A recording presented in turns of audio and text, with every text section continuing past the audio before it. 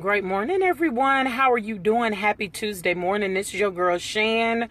Like I do every Tuesday, thank you so much for joining us on yesterday. For those who were able to, on Marriage Mondays with the Kings, our radio show that was at 7 p.m. Central Standard Time, where we were talking about marriage. How did it go from we to me? We to it's all about me. Good morning, Natasha. So, y'all know my mind is always running about marriage. I didn't even think you could talk about so many different topics when it came to marriage, right? But my mind is always running. Okay, I'm going to ask some questions of those who are married or those who have ever been married. If you don't mind, good morning, Natasha. Both of the Natashas, Brandy, yes. So, let me go ahead and tell one of the Natashas when I was talking about like Natasha Vashana.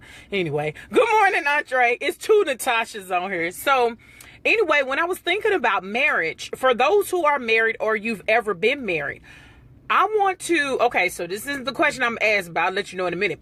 When it comes to marriage, there used to be a high standard of things or requirements that you had to do before you could even say I do, before you could even get married. And what I'm noticing is that it's sometimes harder to get married before you could get married online. That's a whole nother, anyway. Sometimes harder to get married than it is, and then it's easier to get divorced. But now it seems like roles have changed. We'll talk about that in a minute. But when you got married, if you're married or you've ever been married, or you know anybody, maybe you single, you know anybody, wasn't there some requirements that you had, some things that you had to do before you got married? Now, are there any requirements anymore? What do? You just go down, fill out some paperwork and say, I do? How long does it take? You know what I'm saying? To get through those things. Now, what I mean is this. Well, me and my husband got married in Germany, and maybe it's because we were in the country of Germany, which was totally different or whatever. We got married on the German economy, which is actually the citizens of Germany married us, you know, a minister, whatever. Anywho, before we could even get married, we had to fill out paperwork. We had to meet with certain individuals that were tied to the pastor or whatever who married us. We had to do things such as getting blood tests, and our test results had to come back. You know what I'm saying? Before, it was so many things we had to do before they would even sign off on us getting married, even though me and my husband were both doing military at that time. We were both in. So, but it didn't matter because the military didn't have jurisdiction because we got married on the German economy.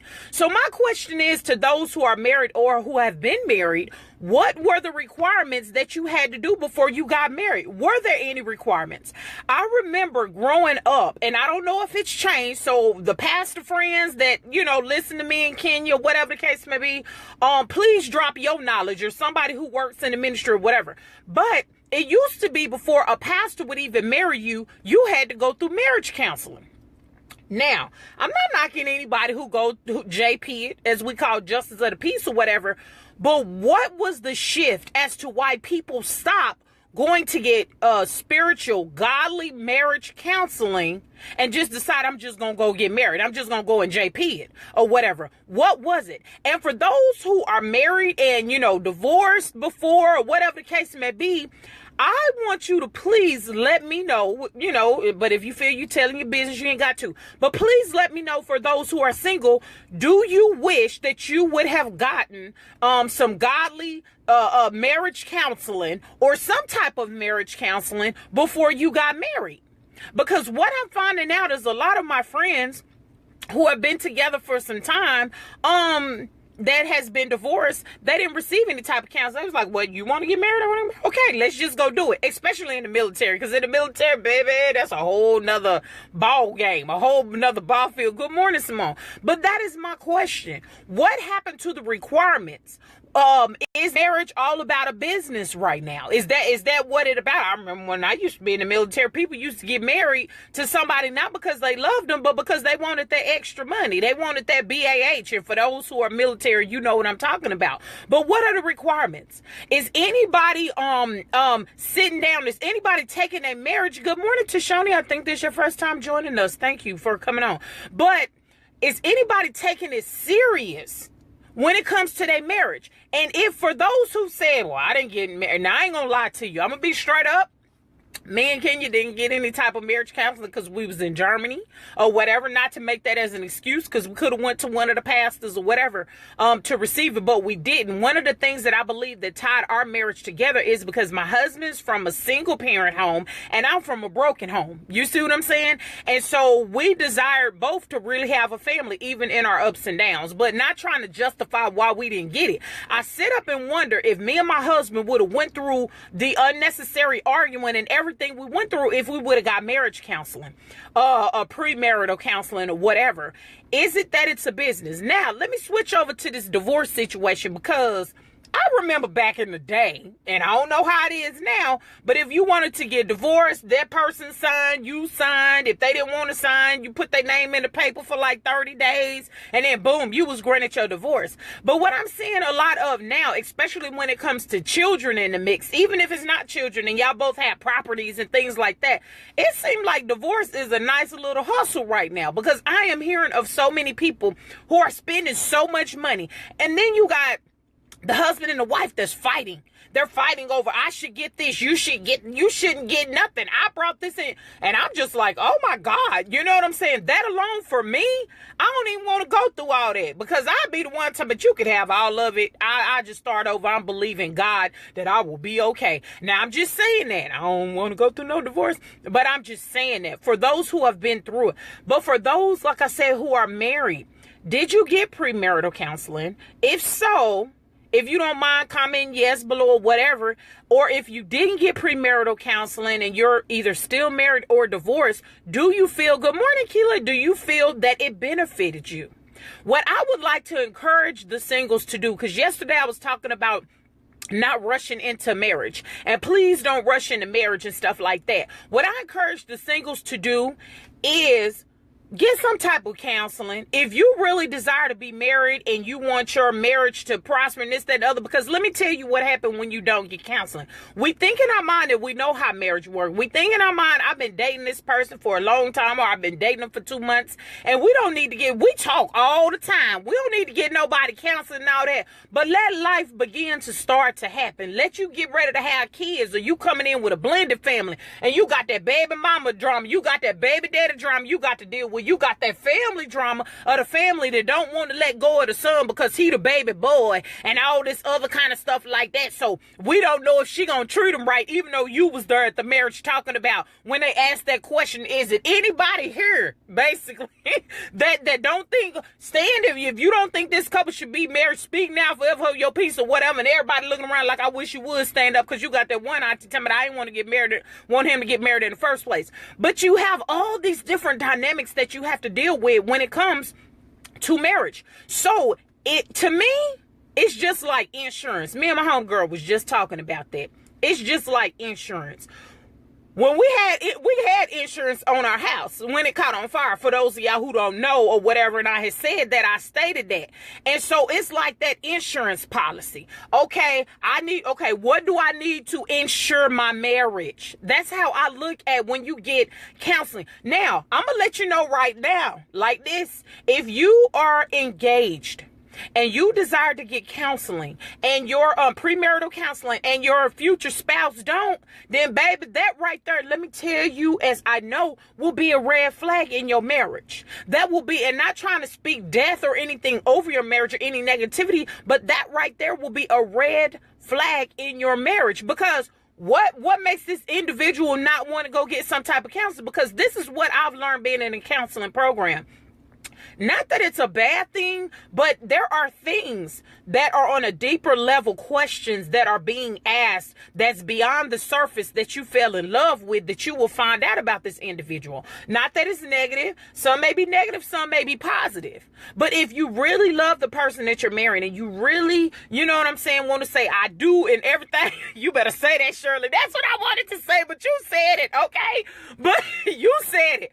But if you really do love the person that you desire to marry, why wouldn't you want to seek some type of counseling? Now, there is a stigma about counseling. No, when you go to counseling, that means something's wrong. No, that means I'm crazy. And, all the problems going to be in me and this and this and that. Look, you want to find out the issues pre-marriage before you jump into marriage. Because, not trying to discourage marriage, but I will tell you this.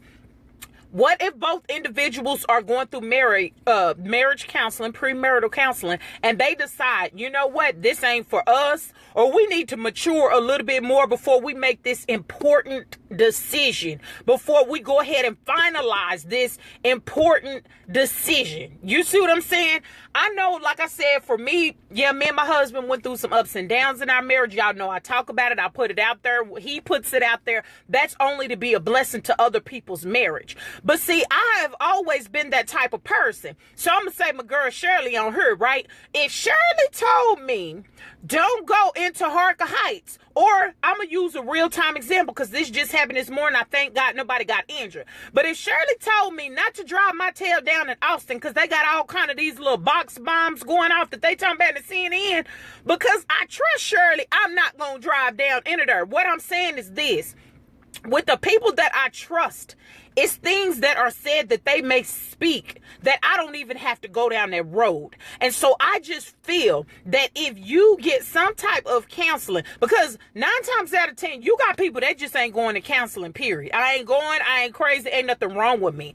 And counseling shouldn't be a stigma. I used to think that way. I'm not gonna lie, I ain't crazy. I ain't going to nobody counseling. Knowing John Brown good well, I needed to go talk to somebody about my issues that I was having. And I did. And once I did, if you don't end up in premarital counseling, you don't have premarital counseling, or you don't have some type of spiritual guidance or counseling, 9 times out of 10, somewhere in there is going to be some divorce, or it's going to be some serious talk of divorce. Somewhere in there, we all need help. You know what I'm saying? And that's just what our show is, Marriage Mondays with the Kings. Why I get up every morning, why God wake me up and put these things on my heart, is to be a blessing to others. It's not so we can get the glory, it's so God can get the glory. And so, in saying that, it's okay, sisters and brothers, one to another. Before you throw in the towel, I encourage you, because there are a lot of people just throwing in the towel, and then they realize 2 or 3 years, maybe 5 years down the line, dang, I acted prematurely, or whatever the case may be. Now, there are some situations where, heck, the towel should have been thrown in a long time ago. You know, like I always say, God didn't even tell you to jump into the situation. But in saying this, it's okay to get help. But why is it that it's so much, it used to be so much easier to get in marriage, it used to be so much harder to get in marriage. It's so much easier to get in a divorce. Now it's so much easier to get married, because I didn't know you could get married online, and I didn't know that you could have somebody, you ain't even got to be there. When somebody told me that, I said, what? If I wanted Shirley to stand in for me, to stand proxy, that's what they call it, to stand in for me and say Kenya is overseas because he deployed, but he on a mission. So he had one of his good friends stand in to them. They both get married in our place, and they'll consider it a marriage, and you can get married online. I said, what? I'm always finding out stuff, but I promise to God it happens, because I know a couple that it's happened to where they got married online. The husband wasn't even present. The wife was present. They did it over like a video teleconference, some situation. She's standing there in her dress and everything. They not married now today. I'm not trying to, I wish their marriage would have worked out.